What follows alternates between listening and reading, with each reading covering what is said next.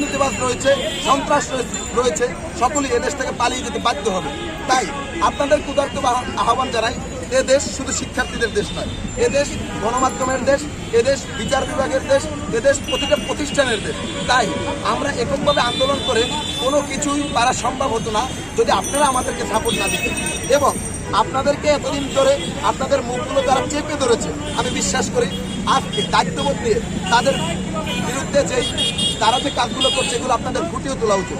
এবং সর্বোপরি শিক্ষার্থীদের পাশে থাকা উচিত, যাতে যে শিক্ষার্থীরা যে অঙ্গীকার করেছে এই দেশটিকে একটি নিরাপদ দেশ হিসাবে গড়ে তুলতে চায়, এই দেশটিতে শান্তির সার্বভৌমত্ব সর্বোচ্চ দায়িত্ব থাকে। এবং আমরা যেন অদূর ভবিষ্যতে এই দেশ নিয়ে বহির্বিশ্বে আমরা মুক্তি নিয়ে বলতে পারি যে আমার দেশ একটি উন্নয়নশীল দেশ, আমার দেশ কোনো চাঁদাবাজের দেশ না, কোনো দুর্নীতিবাজের দেশ না। তাই আপনারা যদি আমাদের পাশে থাকেন, আমরা কথা দিলাম অবশ্যই এই দেশকে আমরা একটি নিরাপদ বাংলাদেশ হিসাবে গড়ে তুলতে পারবো। এই বাংলাদেশকে আমরা দুর্নীতিমুক্ত করে ছেড়ে দিয়ে দিতে পারবো। আমরা এই বাংলাদেশকে অন্যায় অত্যাচারকে একেবারের জন্য কবর রচিত করে দিতে পারবো।